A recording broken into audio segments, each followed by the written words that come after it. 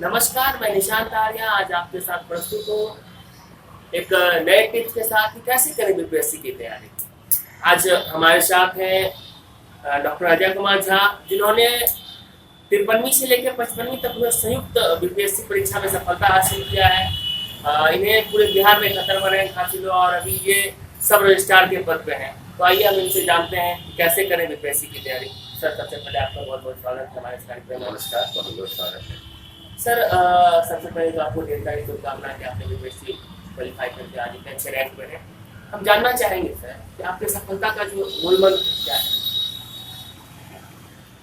सफलता के मूल मंत्र के लिए मैं एक ही बात कहूँगा कि मेहनत सबसे इम्पोर्टेंट है। किसी भी विद्यार्थी को अगर किसी भी फील्ड में आना है तो मेहनत जरूरी है। एक अच्छे मार्गदर्शन चाहिए, कुछ अच्छे टीचर्स का सहयोग चाहिए। तो मुझे लगता है कि इस क्षेत्र में सफलता प्राप्त की जा सकती है। सफलता का श्रेय किसे देना चाहेंगे और क्या संदेश देना चाहेंगे कि सफलता के लिए यहाँ पढ़ें, ऐसे पढ़ें। अरे जी, मैं एक बात यहाँ बता दूं कि सफलता का श्रेय किसी एक को नहीं दिया जा सकता है। हाँ, लेकिन कई लोग हैं, कई संस्थाएं हैं जिसमें अहम भूमिका निभाते हैं। मैं अपने सबसे पहले माता पिता को इसका श्रेय देना चाहूँगा। गुरुजन हमारे हैं, हमारे एक साथी मित्र हैं जो इंस्टीट्यूट भी चलाते हैं, टारगेट सिविल सर्विसेज। कुछ लोग ऐसे हैं जिन्होंने काफ़ी भूमिका निभाई है। तो मैं इकट्ठे सबको इसका श्रेय देना चाहूँगा और लड़कों से उम्मीद करूँगा कि आज के प्रतिस्पर्धी ये जरूर ध्यान रखें कि आप अच्छे मार्गदर्शन से सफलता निश्चित रूप से मिल सकती है। इस बार जो 63वीं 63वीं बीपीएससी परीक्षा होगी, इसके लिए पीटी के लिए क्या रणनीति होनी चाहिए। देखिए, रणनीति की जहाँ तक बात होती है, रणनीति सब अपने अपने स्टाइल से बनाते हैं। मेरा कुछ अपना स्टाइल रहा है। रणनीति बनाने के लिए मुझे लगता है कि लड़कों को कुछ पहले से शुरू कर देनी चाहिए। सिलेबस सामने रख करके पढ़ाई करनी चाहिए। आप सिलेबस देख लें, उसके बाद पढ़ाई करना शुरू करें। एक अच्छे मार्गदर्शक साथ में रहे तो बहुत अच्छी बात है। लेकिन ऐसा नहीं है कि आप सेल्फ नहीं कर सकते, सेल्फ भी कर सकते हैं। लेकिन मार्गदर्शक रहने से आपको ये जरूर होगा कि आप कुछ चीज़ों को आसानी से समझ पाइएगा, चीज़ों को आसानी से आप प्रश्नों का उत्तर सॉल्व कर पाइएगा। कुछ ऐसे अवधारणात्मक क्वेश्चन होते हैं जिसमें कि आपको लगता है कि अगर कोई बढ़िया से समझा दे तो उसको और में वो सॉल्व होने में बहुत आसानी होती है। इसीलिए मैं समझता हूँ कि इस बार जो तैयारी हो रही है, इस बार जो अब शायद 12 तारीख को एग्जाम है, मुझे लगता है 10 या 15 दिन बच गया। तो लड़कों को ये बात जरूर ध्यान रखना चाहिए कि अब कुछ नया चीज़ ना पढ़े, बल्कि पढ़े हुए चीज़ों को बार बार दोहराएं। एक और बात ध्यान रखें कि अभी ज़्यादातर ध्यान वो अपने बिहार और करंट पे रखें। बिहार और करंट पे अभी कुछ दिनों से जो प्रश्न पत्र का ट्रेंड चल रहा है स्टेट में, चाहे वो यूपी हो, चाहे झारखंड हो, चाहे कोई भी स्टेट हो, वो अपने स्टेट्स के ज़्यादा क्वेश्चन दे रहे हैं। तो मुझे लगता है कि बिहार भी इस ट्रेंड को फॉलो करेगा और स्टेट से रिलेटेड क्वेश्चन ज़्यादा होंगे।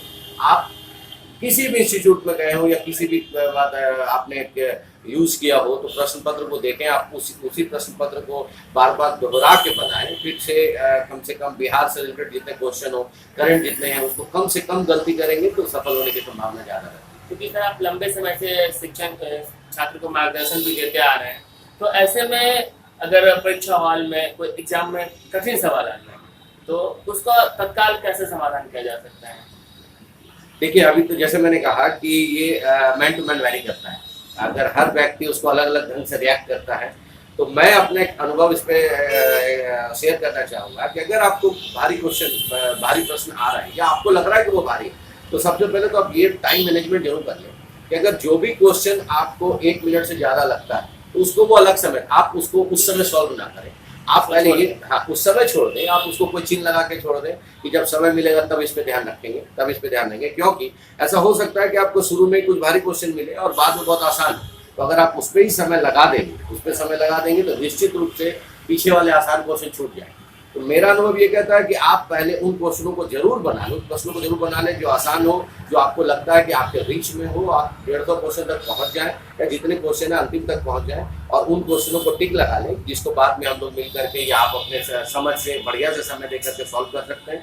और एक ये भी है कि ये टाइम मैनेजमेंट को एकदम ध्यान रखना चाहिए। एक क्वेश्चन में मुश्किल से 1 मिनट मिलता है और अगर आप उस टाइम फ्रेम में अगर अपने क्वेश्चन को सॉल्व करते हैं तो आपको भारी क्वेश्चन के लिए बाद में कुछ समय मिल जाएगा जिसमें आप थोड़ा सा दिमाग लगा करके क्वेश्चन सॉल्व कर सकते हैं। और एक चीज़ और है, इसमें ये ध्यान रखना होगा कि एक ऑड आंसर को आउट करना सीखें कि इसमें से कुछ कुछ प्रश्न ऐसे होते हैं जिसका आंसर ये हो ही नहीं सकता।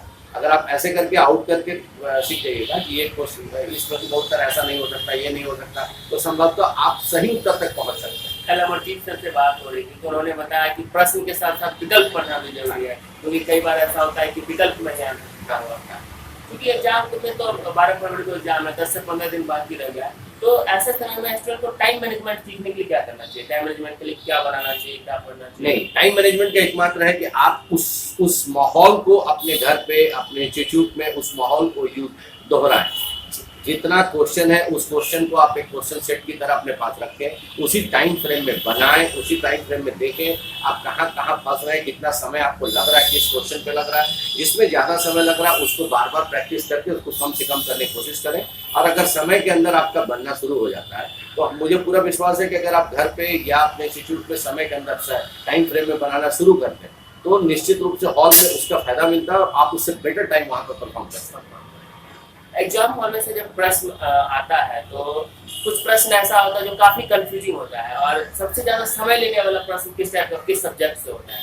ये सबसे ज्यादा देखिए, ये भी एक अच्छा क्वेश्चन है कि सबसे ज्यादा समय ये होता है कि अगर मैं आर्ट्स से हूँ तो मुझे साइंस का ज्यादा टफ लगता है, वो ज्यादा समय लगेगा। साइंस के विद्यार्थी हूँ तो मुझे आर्ट्स वाले ज्यादा समय लगेंगे। तो ये डिपेंड करता है कि आप किस चीज पे ज्यादा स्ट्रॉन्ग है, आपकी पकड़ किस में अच्छी है। जैसे मैं अपना अनुभव बता दूं कि मुझे मैथ का क्वेश्चन एकदम नहीं बनता है, तो ये मान के चलता हूँ कि मैथ नहीं बनेगा तो मैं उससे भारी मान के चलता हूँ, सबसे अंत में अटेम्प्ट लेता हूँ, कोशिश करता हूँ उससे दूर ही रहूँ। तो बहुत लड़के ऐसे होते हैं जिसको इतिहास कमजोर लगता होगा, कुछ लोग को ऐसा लगता है कि भूगोल भारी है।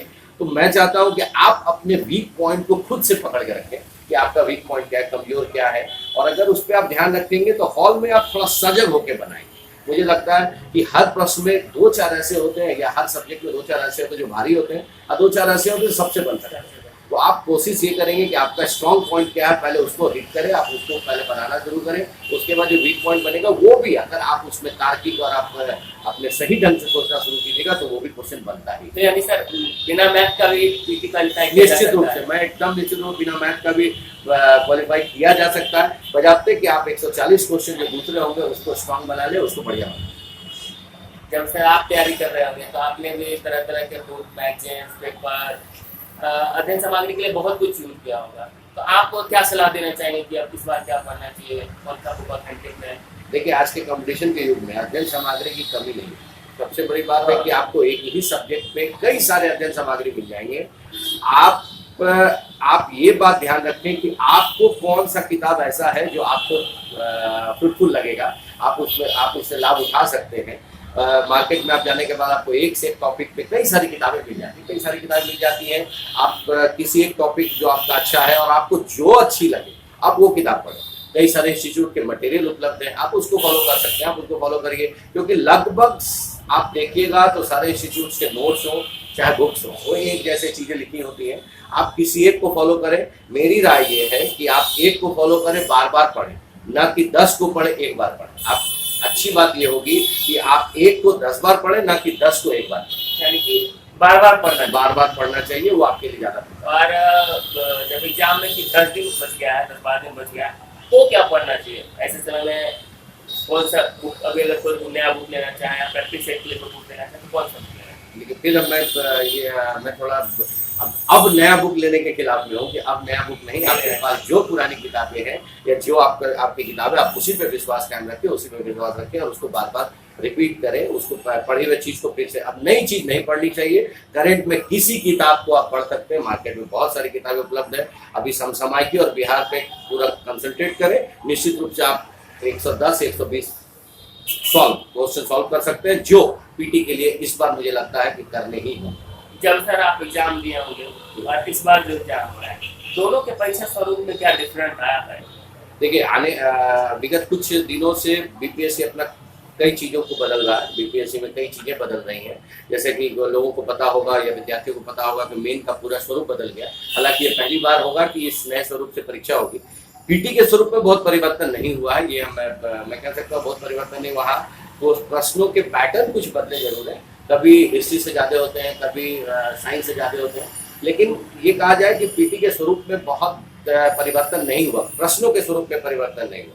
हाँ, इस बार जैसा कि लग रहा है कि इस बार आप रिजल्ट कम आएंगे, 7,000 से 8,000 रिजल्ट आ सकते हैं, वो सीट के अकॉर्डिंगली आएंगे। तो वैसी स्थिति में फाइट टफ होगा।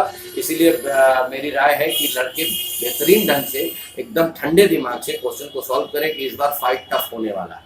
फाइट टफ होने वाला 6 से 7,000 रिजल्ट आएगा। तो स्टूडेंट को क्या नया करना चाहिए कि हाँ 6 से 7,000 में हम भी शामिल हो जाए?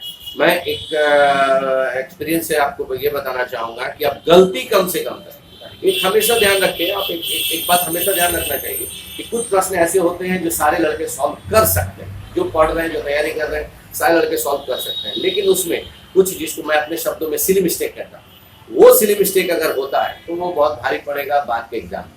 तो मैं चाहता कुछ ऐसे प्रश्न होते हैं जो निश्चित रूप से किसी को भी नहीं पता होता जिसका उत्तर, इनफैक्ट शिक्षकों को भी ही पता नहीं होता। तो वैसे प्रश्नों के लिए ठीक है, वैसे प्रश्न सबको, जिसका उत्तर सबको नहीं पता होगा तो उसमें बहुत ज़्यादा दिमाग लगाने की जरूरत नहीं है।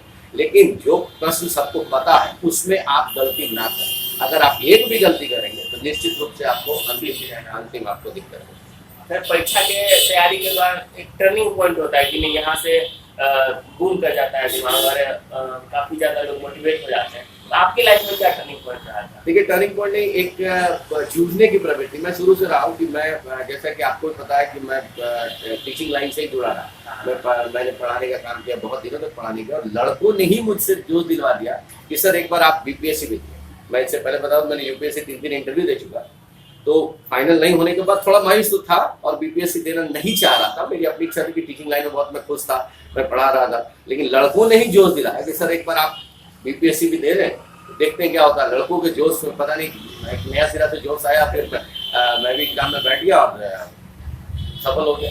तो लड़कों का दुआ या लड़कों का प्यार ही मुझे लगता है कि विद्यार्थी का प्यार है, मुझे लगता है कि इस लाइन में मुझे लेके आया और इतनी सफलता तक पहुंचाया। यानी कि मोटिवेशन भी एक फैक्ट रखता है। निश्चित रूप से मोटिवेशन बहुत जरूरी है। लेकिन मैं कहता हूँ मोटिवेट करने वाले लोग बाहर से नहीं आए, खुद के अंदर आप मोटिवेशन हो सकता है, खुद के अंदर आप मोटिवेट हो सकते हैं। आप अगल बगल से वो चीजों को चुन लें जो आपको मोटिवेट करता हो। जरूरी नहीं है कि कोई बाहर के लोग आपको मोटिवेट करें। तैयारी के दौरान जो है फैमिली बैकग्राउंड कितना मायने रखता है कि हम यहाँ से आते हैं, वहाँ से आते हैं? काफी एक्सक्यूज होता है कि हम यहाँ से आ रहे हैं, ये तकलीफ है, ये परेशानी है। देखिए, तैयारी के क्रम में कई चीजें होती हैं जिसमें कि परिवार की भूमिका बहुत अहम होती है। परिवार सपोर्ट बहुत जरूरी होता है।